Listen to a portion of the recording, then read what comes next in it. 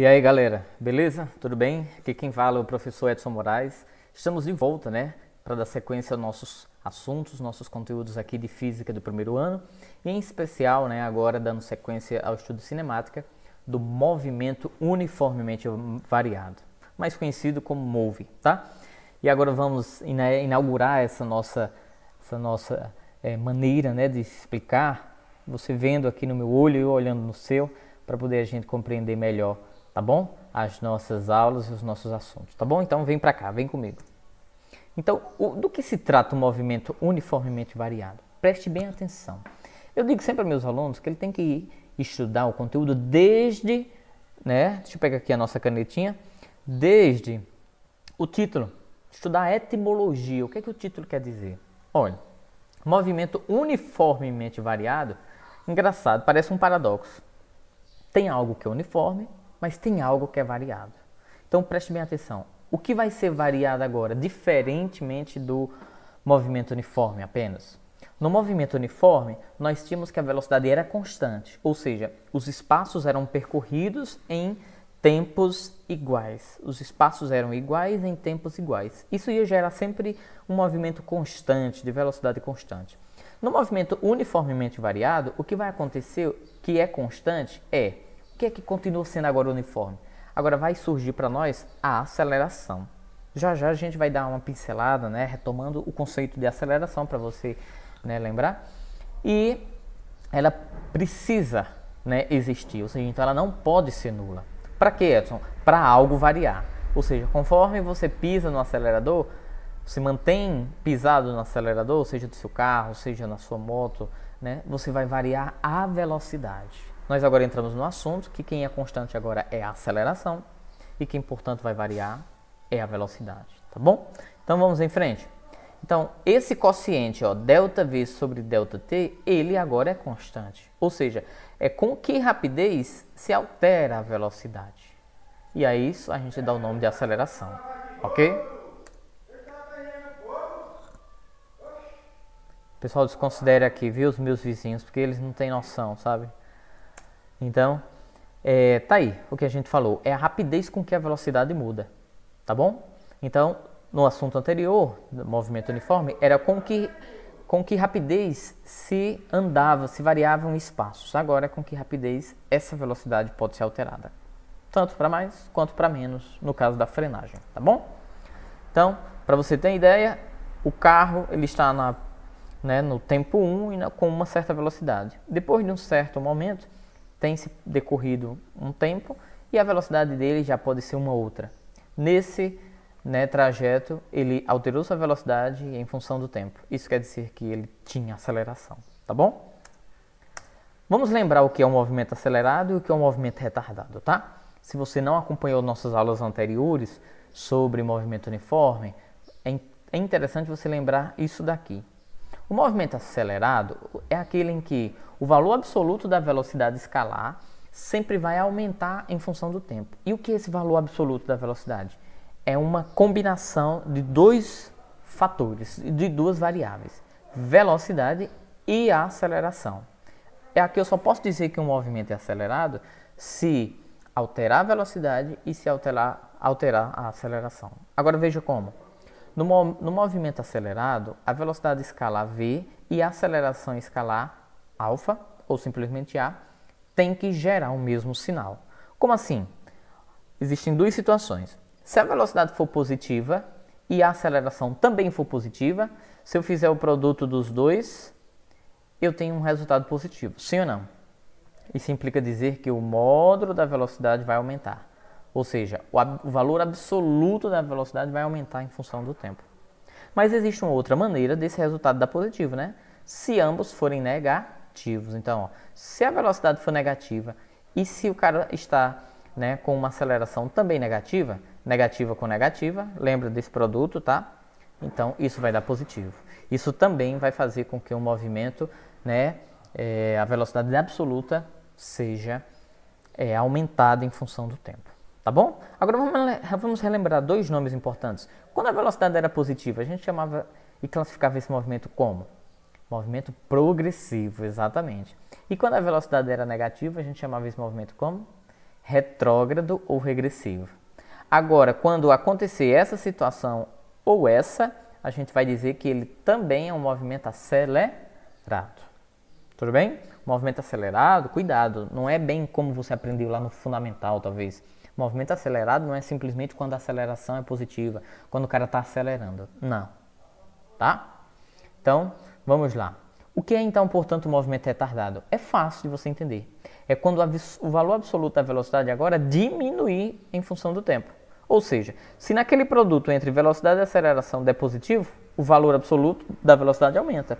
Então, quando der negativo, o valor absoluto da velocidade vai diminuir. Tá bom? Portanto, isso acontece quando? Quando a velocidade é positiva, ou seja, o movimento é progressivo. E eu não estou lembrando o que é movimento progressivo. Quando o carro está avançando a favor da orientação da trajetória. Tá? E quando a aceleração do cara for negativa. Então, positivo com negativo, esse produto dá negativo, certo? Ou, quando o cara está com uma velocidade menor que zero, como é o nome? Isso mesmo, regressivo ou retrógrado, que significa o quê? O cara está andando contrário à orientação da trajetória. Seria o famoso andar perdido, andar na contramão, tá? Mas e a aceleração dele for positiva? Quando a gente multiplicar um negativo por um positivo, vai dar negativo. Isso implica dizer que esse movimento desse veículo é retardado. Tranquilo? Relembrado? Muito bem. Vamos em frente. Como que se dá a função horária da velocidade escalar do move? Lembra, acompanha aqui comigo, o que é uma função? Quando uma variável depende necessariamente da outra para existir. Horária é uma função que está determinada pelo tempo da velocidade. Então, olha, se o aluno entender até a etimologia do título, ele vai compreender fácil. Portanto, a velocidade está em função do tempo. Quer ver como é que isso fica aqui no move? O cálculo da aceleração é assim, A igual a ΔV sobre ΔT, sabendo que isso não pode ser zero, porque se for zero, deixa de ser move, ou seja, movimento uniformemente variado, e passa a ser um movimento uniforme, né? Então, o que é que nós vamos fazer? Né? Eu poderia ter feito aqui a demonstração para você entender, mas eu vou explanar aqui para ver se você compreende. Quem é ΔT? T final menos T inicial, certo? Quem é ΔV?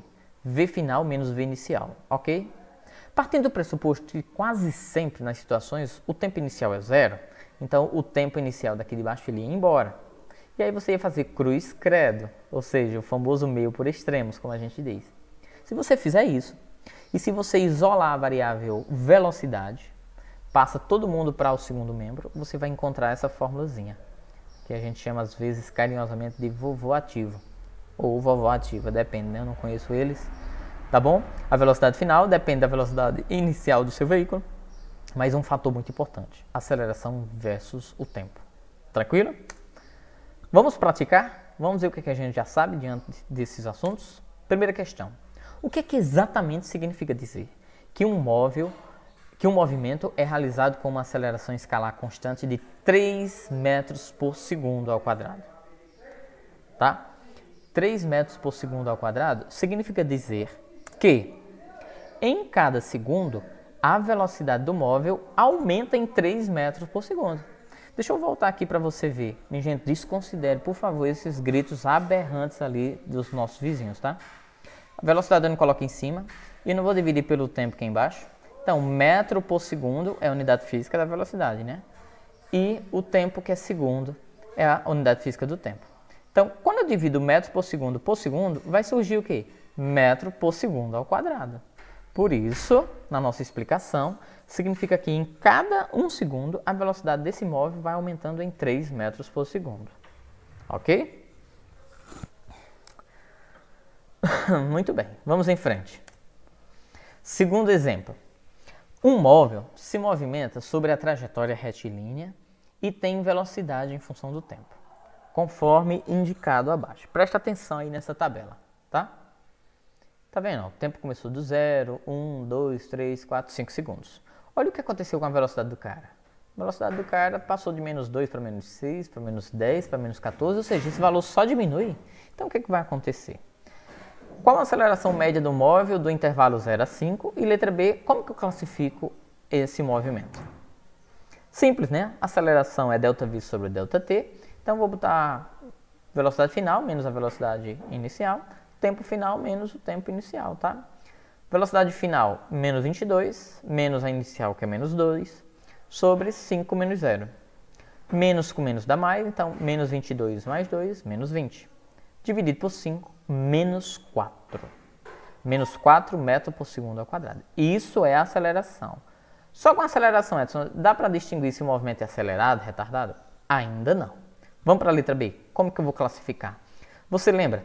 Se eu multiplicar a velocidade pela aceleração e esse resultado der positivo, sim, o movimento é acelerado. Então, pega aí uma velocidade qualquer. Então, menos 2, né? E a nossa aceleração negativa, menos 4. Menos 2 vezes menos 4, 8 positivo. Isso implica dizer que a velocidade só aumenta. Pode pegar qualquer par ordenado que você vai ver que isso funciona. Inclusive para a letra A. Eu peguei o último e peguei o primeiro porque eu quis. Mas se eu quisesse pegar menos 10 e menos 2 e pegava 2 e 0, você ia ver que ia dar o mesmo resultado. Tranquilo? É muito simples. Tá bom? Vamos ao nosso último exemplo. De acordo com o livro e com a organização Guinness Book, o caminhão mais potente é um Ford LTL 2000, modelo 1987. Ele atingiu, partindo do repouso, uma velocidade escalar de aproximadamente 96 metros por segundo, partindo do repouso, e no intervalo de 8 segundos. Né? Isso é muito comum entre os carros esportivos, revistas de auto esporte, né? A preocupação deles é em saber quanto que o veículo faz de 0 a 10 segundos. Aquele que faz, né, atinge 100 km por hora, por exemplo, em menos tempo, é um motor de maior potência, tá? Então, na verdade, eles estão analisando a aceleração alcançada por esses veículos. Então, considerando-se que o movimento é uniformemente variado, vamos determinar. Letra A, qual a aceleração escalar do veículo? E letra B, qual a distância percorrida nesse intervalo de tempo? Essa vai entrar um item que a gente já vai antecipar o nosso próximo assunto, que é a fórmula da distância, tá bom? Vamos ver nossa resolução. A aceleração é ΔV sobre ΔT, ele variou de 0 a 96, né, em 8 segundos, então muito fácil. 96 por 8, 12. Então a aceleração desse veículo, 12 metros por segundo ao quadrado, tá bom? Edson, como é que eu vou fazer para achar a distância percorrida nesse intervalo? Como nossa questão já está aqui, nós vamos resolver, né? Mas você vai ver que na nossa próxima aula nós vamos discutir sobre essa formulazinha. A equação horária dos espaços. Ela aumentou um pouquinho, né? Em comparação à equação horária, né? Dos espaços do mu ou do m, o movimento uniforme. Ela precisava aumentar esse fator que era a aceleração. Toda fórmula do move tem que ter aceleração, galera. E quase todas têm o tempo. Tá bom? Você vai entender depois por que eu estou dizendo quase todas. Qual a posição inicial que partiu esse móvel? 0. Qual a velocidade inicial? Ele partiu do repouso. Vezes, ele levou quantos segundos, né, para analisar e atingir aquela velocidade? 8. Então, 0 vezes 8 dá 0, mais 0, né? Aceleração 12 dividido por 2 vezes o tempo ao quadrado.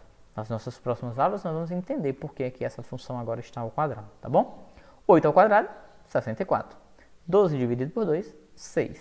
Portanto, 64 vezes 6, 384 metros. Essa foi a distância que esse caminhão andou em 8 segundos. Muito, né? Pois muito bem, ele também tinha uma grande aceleração, né?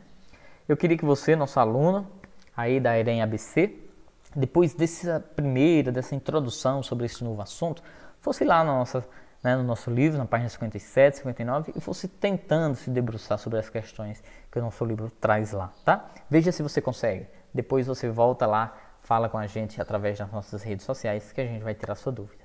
Para você que gostou, que está aqui sempre comigo, o nosso muito obrigado, tá? Você que ainda não é inscrito, se inscreva no nosso canal. Ativa o sininho para você receber as notificações, tá? Muito obrigado pela sua audiência e sua paciência, e até mais.